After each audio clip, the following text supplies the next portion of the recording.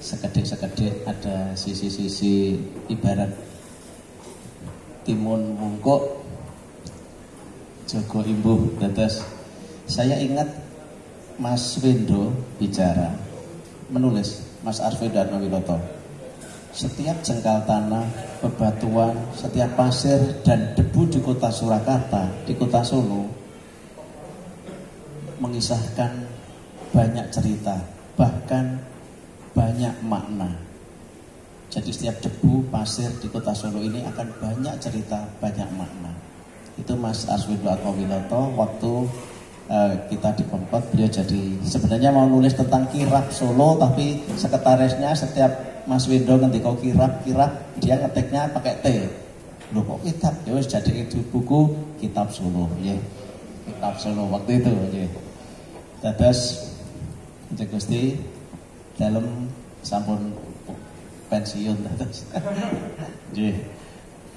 Usia hampir mendekati 60, dados menika lajeng oleh beliau sok-sok dijak ngobrol. Pluralisme. Pluralisme menjadi plural kurung buka es kurung tutup mi. Pluralisme. Morfologi kota Solo sejak abad-abad 10, 12, 13 itu memang digariskan, ditakdirkan menjadi kota yang plural. Pluralisme. Nah, kalau di dalam sejarah perkembangannya muncullah Bhinneka Tunggal Ika, Tanhana, Dharma, Mahwa, Unity in Diversity, itulah Solo. Bahwa morfologi kota di Profesor Dr. Dari Situ Suratman disertasinya menyebutkan Solo awalnya itu kota sungai, sehingga kota Bengawan itu saking okai kali peceren sungai Bengawan nih, saking okai jadi jalur-jalur utama kalau menika sungai, sehingga disebut kota Bengawan. Kemudian menjadi kota tradisional, kota kerajaan, kota modern. Sejak saat itu, waktu itu sudah plural, sudah heterogen, sampun majemuk. Apalagi setelah era kerajaan, muncullah Sampangan, ya Gusti. Orang-orang dari Sampang, Madura, Kampung Banjar. Kula menika wonten Kedung Lumbu, itu ada Bombay menika batangan menika cilikan kula menika wonten Pakistan, Bangladesh, India. Kanca kula dolan sejak cilik niku sampai sekarang masih orang-orang Bombay, Pakistan, Bangladesh, India dodole kain tenggen Pasar Gede. Lajeng di Kedung Lumbu itu juga ada Tionghoa, Arab, Londo. Cilian kula dolan kali sing jenenge Erik, Berti, yang kula juwitan itu. Jadi pluralnya sudah luar biasa. Termasuk Kebalen itu dari kata ke tambah Bali tambah an. Kampung masyarakat Bali, Kebalen. Nah, nek Gusti Tipo badhe nerangken mungkin enten Tuan Yepres gitu, Tuan Yepres. Lajeng wonten kancane Tuan Yepres niku Tuan Victorian, jadi Kampung Petoran. Lah niku nek Gusti Tipo nerangke apa jageran kuwi biyen nggone leluhure Mick Jagger. Gusti Tipo niku. Apa jageran kuwi biyen apa nggone leluhure Mick Jagger ya. TTD Gusti Tipo. Jadi apa yang saya aturkan itu banyak mengutip dari beliau. Jageran. Artinya memang morfologi, toponimi Solo itu plural. Pluralisme. Jadi memang appreciate di dalam mata kuliah S2 Tourism Industry kan ada mata kuliah CCU, Cross Cultural Understanding, how appreciate others which have different cultural background. Bagaimana ngawasi ngajeni piyai sanes yang punya latar belakang budaya yang berbeda. Itulah Solo terbentuk, sehingga di transisi pemerintahan setelah Mas Wali ke depan, siapapun, mohon ini ada notulen, jaga pluralisme. Yeah. Plural ismi, jaga. Karena inilah Solo. Perbedaan adalah kenyataan. Kalau istilah Yai Masyuri, waja'alnakum syu'uban wa qabailah. Nah, ya. Lita arafu ngaten kok. Memang diciptakan bersuku-suku berbangsa-bangsa. Menika. Dados tapi saling mengapresiasi. UNESCO pernah mengadakan seminar tahun 1970 sama 1985. Apa? Cultural Heritage Tourism Enriching or Degrading. Ya, apakah itu akan jadi daya ungkit, enrich, memperkaya, apakah akan mendegradasi sebuah budaya? Di situ saya masih punya bukunya itu. Keren. Apalagi di era-era sekarang yang sudah masuk era nggak bisa lepas dengan IT. Nah, sehingga Solo yang memiliki latar belakang, value, nilai-nilai, tata cara, adat, tradisi, bahasa, sastra, filsafat, kearifan lokal, budaya, peradaban yang nyata kita miliki tetap terlestarikan, tapi harus dilakukan enrichment, pengayaan.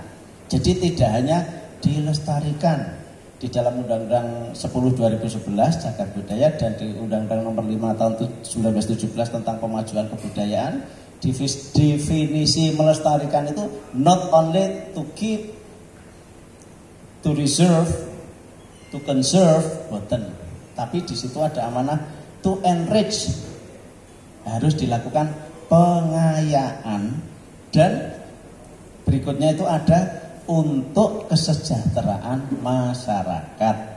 Begitu ada definisi kesejahteraan, indikatornya adalah ekonomi. Di Solo dengan latar belakang tradisi, nilai budaya, marwah utamanya di antaranya adalah pilgrimage tourism. What is pilgrimage tourism? Opo? Pilgrimage tourism adalah wisata spiritual. Ini nyata. Setelah Masjid Syekh Zayed jadi, staf-staf saya rumahnya sebelah di sana. Sekarang dodol itu nanti dengkelen. Pun Pak, saat ini prai, minggu dodol kalau dengkelen 24 jam. Di mana ada wisata yang 24 jam? Biasanya wisata hanya krempyeng awan tok, apa minggu tok, apa sasi-sasi tertentu, atau hari-hari besar tertentu. Begitu ada Masjid Syekh Zayed, 30.000 sampai 40.000 orang datang ke sana per hari, 24 hours, 24 jam. Pasti ikutannya adalah wonten Pasar Kliwon. Jadi wonten makamnya Habib Ali menika, nggih, Habib Ali. Pasti kalau siang mampir wonten PGS BTC. BTC itu pasar online besar. Panjenengan kalau di sana yang punya kios itu kali sing lari-lari, di situ ada bank, ada paket, jasa-jasa pengiriman luar biasa. Karena ada destinasi-destinasi yang berlatar belakang sejarah menjadi daya tarik utama, disitulah terjadi pergerakan ekonomi. Sepanjang plural ismi, ya sudah, bergerak di bidang industri yang sifatnya futuristik, yang sifatnya memang kekinian, yang sifatnya memang ancient, apa yang menarik, ya sudah, biarkan, karena dia memang orang-orang bisnis. Namun harus ada nilai tradisi yang kita diuntungkan dengan adanya keraton Kasunananan dan Puro Mangkunegaran sebagai penjaga gawang itu. Itu poin pertama. Yang kedua, saya pernah matur dalam diskusi beberapa hari kemarin, nyata bahwa saat ini kita beda server sama anak-anak generasi milenial, generasi Z.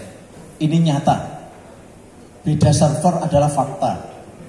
Peradaban ini adalah tanda-tanda zaman. Harus diapresiasi. Beda server ini mutlak nyata ada.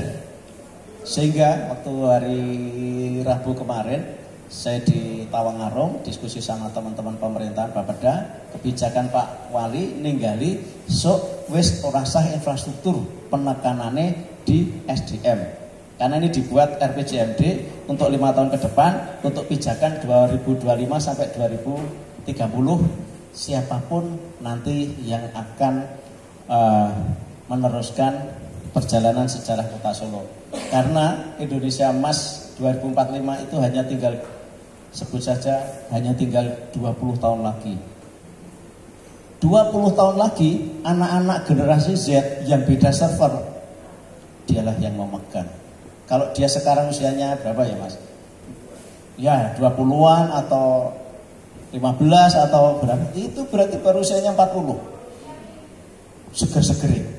Beda server jangan antipati. Harus diapresiasi. Mereka memang memiliki dunia yang lain. Kalau misalkan Mas Yayo WA saya, karena saya jawabnya untuk mengatakan tidak, saya jawabnya ya ngapunten nggih Mas, amargi menika derek saged ana. Yang beda server enggak. Itu fakta atau nggih? Nah, ini mbak-mbak yang mas-mas kan gitu. Ini beda server. Jangan dianggap itu impolite, tidak sopan. Ya memang seperti itu.